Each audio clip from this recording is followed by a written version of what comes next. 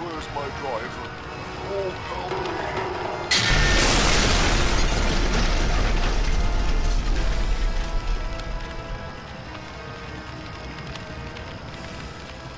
No! No!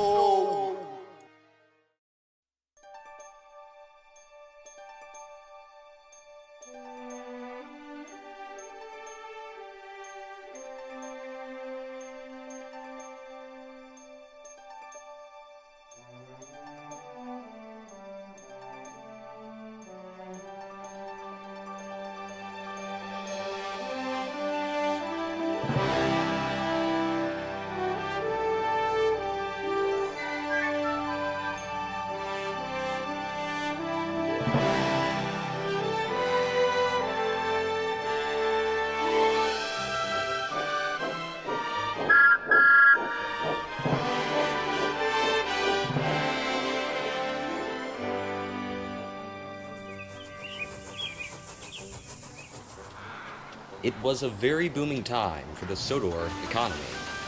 Many important goods were being distributed from the island. Sodor was now becoming a major keystone country in the EU. Many of Sodor's native companies were expanding and partnering up with bigger companies from the mainland, and even CEOs from other European countries. This time of Sodor's history is known as the Sodor Economic Revolution. And, of course, the engines were kept most busy.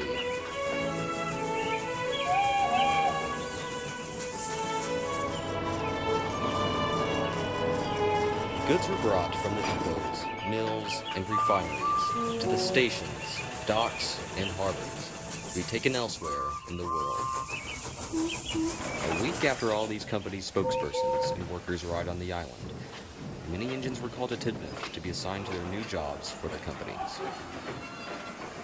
The heads for the major oil company, Mr. Connors, and the major ballast company, Sir Evans, were waiting for the Fat Controller to introduce them to their engines. Before Sir Topham had arrived, the engines were most confused with their being assigned to new people, and bickering ensued. What's this about being assigned to different companies? Do you think we're being sold off? Oh, nonsense, Percy. I'm sure we're still under full ownership of Sir Topham Hatt. I was suspecting that he may have been planning to get rid of a certain annoying saddle tank engine. Oh, well, I'm sorry you'll be sent packing, James. We'll sure miss you. What? Do I look like a saddle tank engine to you? No, but the way you behave, you might as well be one. Well, I never. It's little engines like you that make this place a miserable working environment. All right, silence all. We have here two important people from some of the new companies. Mr. Connors from Eastward Oil and Sir Evans from British Rail Ballast. They'll be your part-time managers for now. Thomas and Toby. There are oil rigs being assembled as well as a lab at Farquhar. You'll be working with Mr. Connors. You'll carry out your normal branch line tasks while taking loads of oil to the harbor or to the docks. Very well. Very well, sir. Duck and Oliver. BR Ballast is partnering up with SC Ruffy Ballast Contractors. New chutes are opening up at Augsburg, as well as another HQ. So you'll be working with Sir Evans. Do as you normally do, not much really changed for you. Yes, Right sir. away, sir. For the four of you big engines, you'll be running the goods from these companies from every junction to each and every station. There will be an influx of trains to go to the mainland and to be shipped out, so keep lively. The old goods transfer station is being put to use again. Some of you will stop on the mainline platform to transfer goods to the branch line platform and vice versa. Yes, sir. Goods. Right away, sir. And as for you shunters, well, you'll be shunting. Diesel, Dennis, Knapford, and Tidmouth.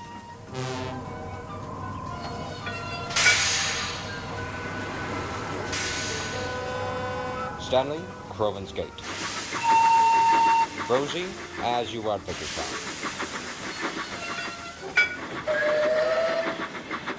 Percy, an American coal company, has paired up with Crosby Coal. You'll be lending a helping buffer there at the plant. Yes, sir. On it, sir.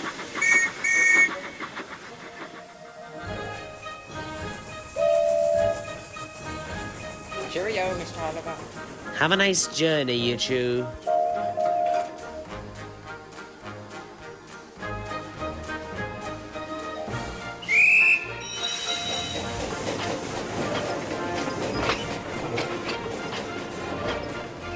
Hello, Toby. Evening, Thomas.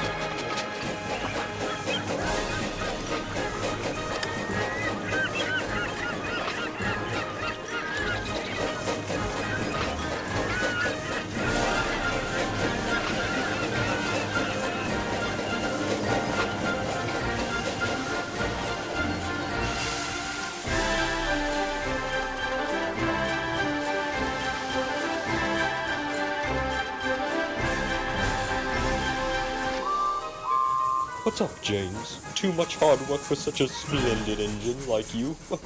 Stick a fish in it, tree hugger. The engines worked long and hard, day and night. Soon enough, the companies were at a great starting point, and everything was running like clockwork.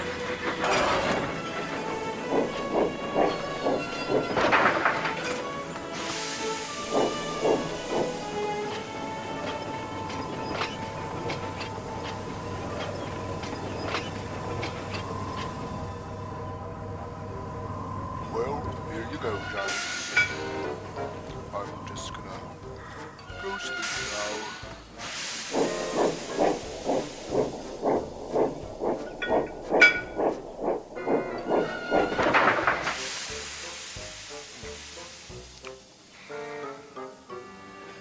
Pah! Some industrious diesel you are, Dennis. This station is too busy to have such a lazy six-wheeled bozo be its pilot. Whatever, bossy boiler.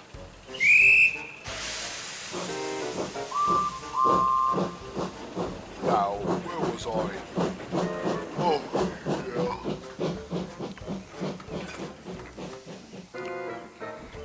However, James was very displeased with the workload. He felt overworked, and he hated having to stop 4 minutes after leaving Tidmouth to stop at a small goods station. He would have to wait for a branch line train to arrive, either to collect some of its goods, or just to wait for the line to clear. This station is making me late again. Of all places to put a good station, why here? Hurry up, you bee! It's enough that I have to wait for your slowpoke self. It's also enough that I have to put up with your unbearable coat this often. Percy, why are you playing around in this shunting yard? You would be making everyone's lives much easier if you helped me out at the harbor. Sorry, James. I'm busy at the Crosby coal plant. A huge coaling firm from the United States has partnered up with the company here. And now they need my help. The masses of coal trucks need to be dealt with. I cannot even with all these companies hustling the railway. It makes me feel very put upon. Pa, you wouldn't know how that feels, would you? What was that? Oh, nothing. I believe we're off now. Why, yes. It would seem so, Sherlock.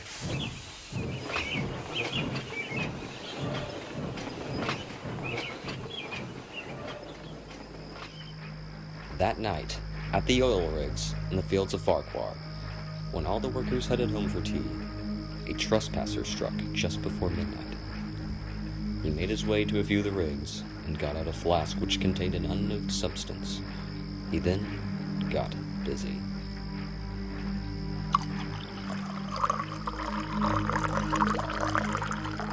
The next morning, fresh barrels of oil were being refined in the lab. That's when the unknown substance from the trespasser was recognized. Oh my God. What the devil?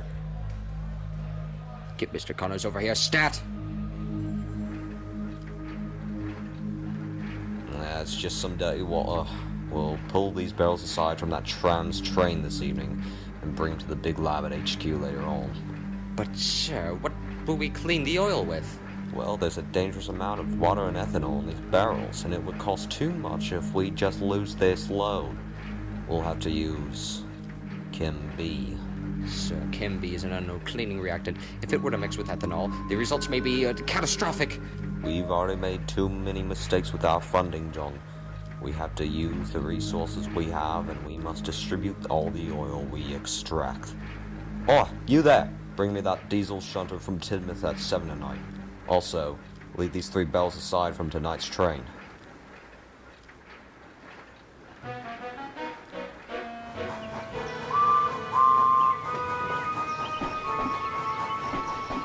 The danger of it all, too!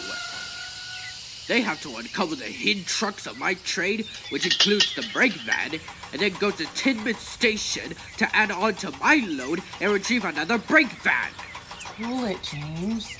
Tidmouth Station is only 4 minutes away. Have you ever been to the junction just in front of the station? Without a brake van and with a heavy load, an engine could get in a crash. I mean, when this railway started negotiating with these new companies, did they decide to throw safety out the window? James, it's not like anyone's rocketing through that junction. Still no. Oh, I'd best be going. Just you wait, Mavis. Utter chaos will ensue soon. I swear, every day he gets so conceited that he slowly starts to lose it. The evening had come, and it was time for Toby to take the day's oil to the harbor. The station master came to Toby and told him about the hold-off on the 3 barrels that were being treated. So, am I to come back tonight to fetch those barrels after their cleansing? Don't worry about those barrels. The Tidmouth diesel will come do this job. You mean Dennis? But he... Oh, well then.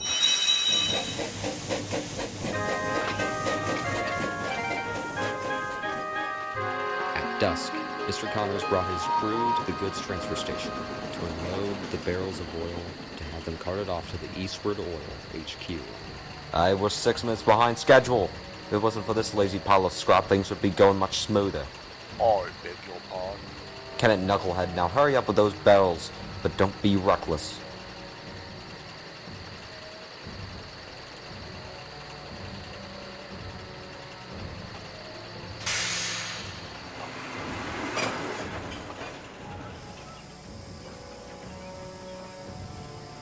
Much later, James was also running behind. He was to take a goods train with loads from several different companies to the mainland. All that James was missing was a brake van, and Dennis was now here to fetch one for James. This train cannot be late. We'll all be in deep trouble if you don't get a move on now. Have we got to go that far without a brake van? If you want to sit here all night, no. We'll put a guard in that utility van. I suppose I'll do. Oh boy. Finally, at 8, Mr. Connor's crew returned with the cleaned oil. All right, hurry up loading up that oil. We have to be at the harbor stat. Don't even bother fastening them, they should be all right as long as this engine strolls smoothly. We're ready to go, sir. The signal for the line Dennis was on was red, so the foreman instructed Dennis to shunt forward, and then switch onto the main line, which had a clear lane. Dennis, being the slothful, forgetful diesel he is, completely forgot about this order. No wrong way, dummy! Oh, hit the deck! Oh, bust my buffers.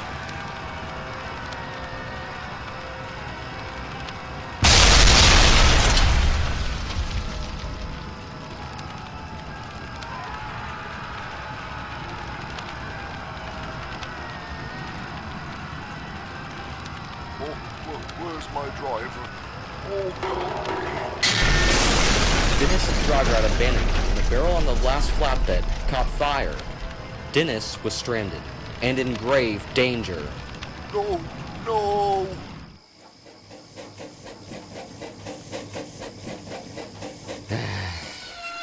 What's up, Toby? Oh, it's nothing. It's just that Dennis has been trusted with a load of oil that needs treating. What's wrong with that? Well, don't mean to discriminate against any individual, but... He's very unreliable. Well, yes.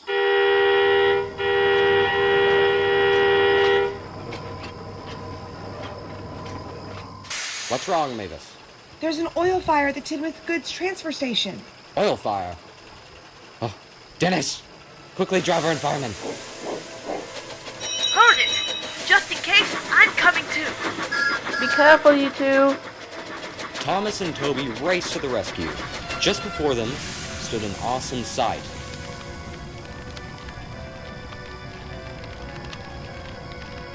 Save us! Help is on the way. Are you not help? We'll try to be. Hang on, Dennis. I'll save you. Toby's fireman ran to uncouple Dennis from the flatbed and coupled him up to Toby. The two backed away just in time.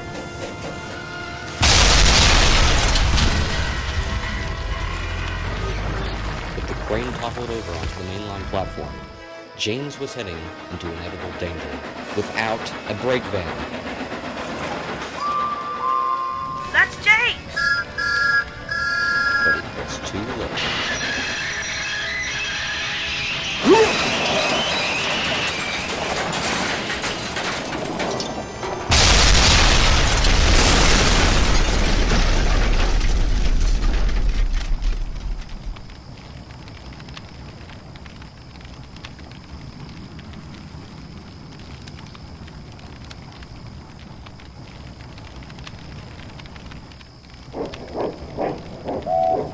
Good God! Is everyone alright? Oh, I think so. No.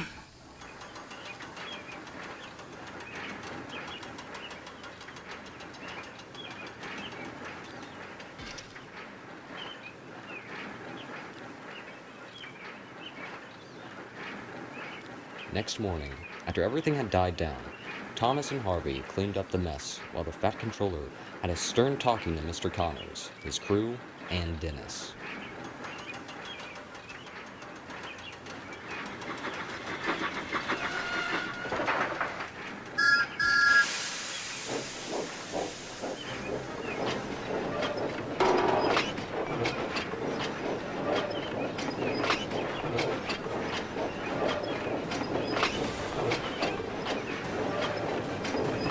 Thomas helped James back onto the rails, and then went back around to lift the crane back into place. Chains were fastened to his front couple, and with the help of some workers in the breakdown train, he hauled back, hoisting the crane upward.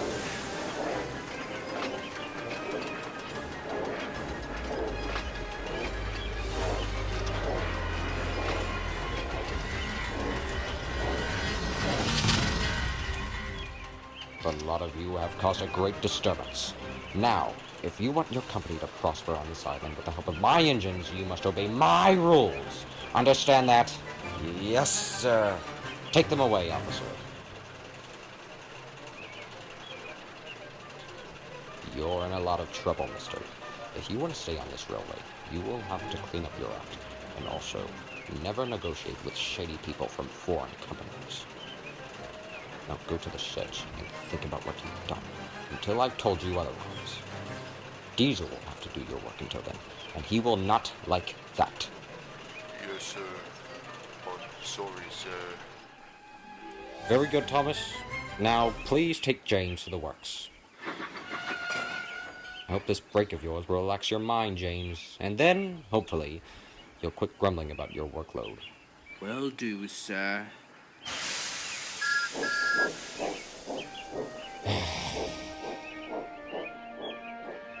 Sir Topham Hatt had come to an awful realization.